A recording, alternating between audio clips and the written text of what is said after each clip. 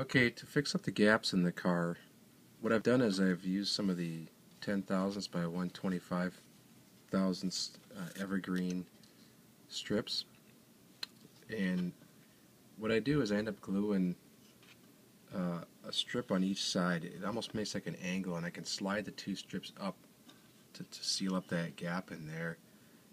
And I also use the same material to cut pieces that'll slide on top of here and fill up the side gaps.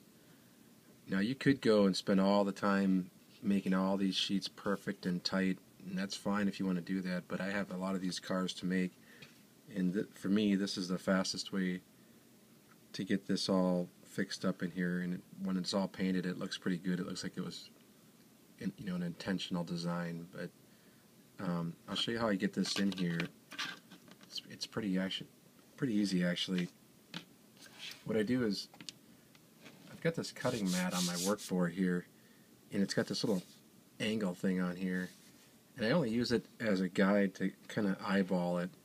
You can get actually pretty close with this stuff, and then the solvent glue will help work it in as it softens the plastic. So what I'm doing is my first one I took some time, and I figured out that the angle is about 50 degrees. So this is marked here at 45 and then 60, so 50 is going to be about 2/3 maybe of the way back or something. So all I'm doing is just using my knife in this corner. I'm just eyeballing that up, and I'm cutting that, and then I'll come back to the car here. Now this is a full piece, longer than I need. So what I want to do is I'm going to cut it off about, I don't know, 2/3, 3/4 of the way back. Just cut it straight off. Again, I just use the grid lines on this. I use the grid lines on this cutting mat here, and we just cut it off square to one of those. And then I'm using some. I use the 10X adhesive or solvent here, and what I'm using, I like to use a touch and flow applicator. If you've never tried one of these things are the greatest thing ever. I don't like using the brushes.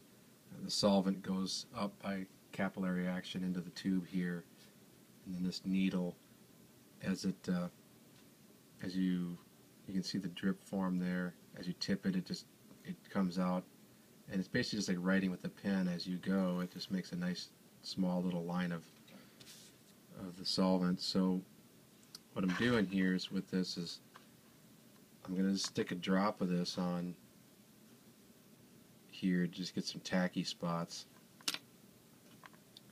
and then I'm going to line this up on here so it touches the end slope sheet here, and then comes up and meets this one. Now the first one, what you want to do is do the same thing, but you're going to slide it up until it's roughly at the angle or at the face of the other side here, and you can just use your eyes to kind of judge it. When this stuff is still wet, you can push this stuff together. I let this sit a little longer because I was getting this video ready, but normally what I'll do is I'll do two sides, and while the glue is still wet, I'll just push the two together and work them up till they meet. So that the glue just helped tack this in and hold it in here, and you can see it doesn't come all the way to the end here. And I'm going to just tack this end down with another little drop of glue here.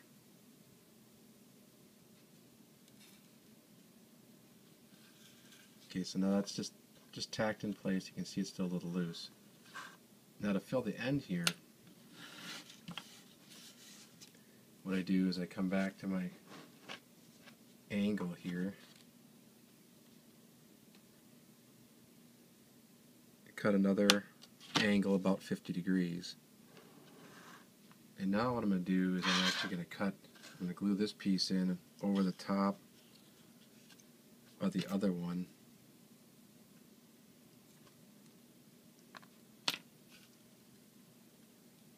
Push it tight to the face of the end sheet.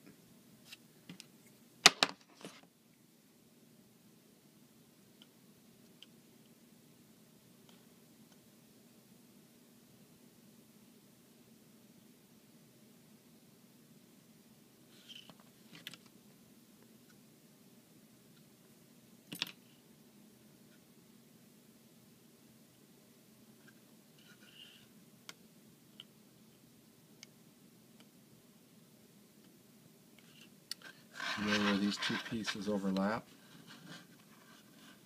let's see if I can get that. What I'm going to do is I'm just going to use my knife, and I'm just going to cut down right on that edge.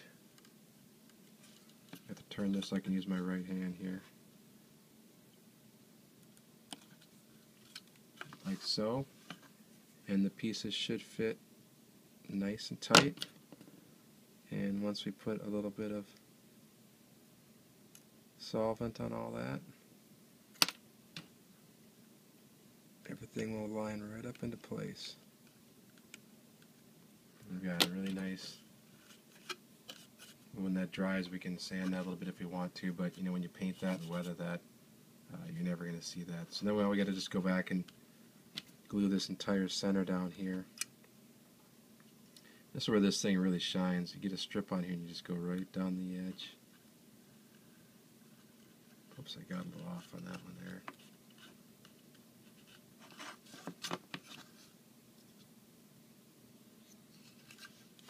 Then we go right down the middle there.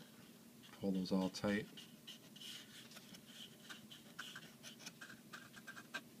And that's how we seal up that center.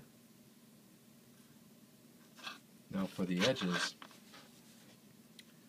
what we're going to do is do the same thing. You're going to kind of use that angle, kind of eyeball it. And what we're going to do is we're going to slide these.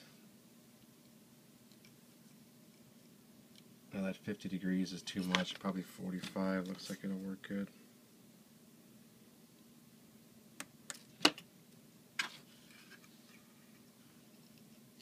No, it's less than, it's more than 50, it's like a 60 degree.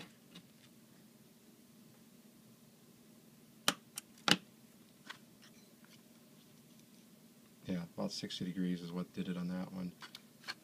So what I do on that one then, same thing, put a few little drops of glue on there.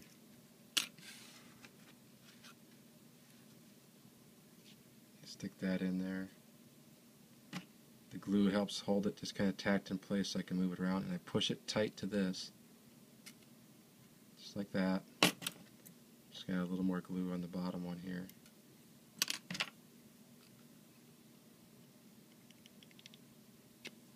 And then trim it off.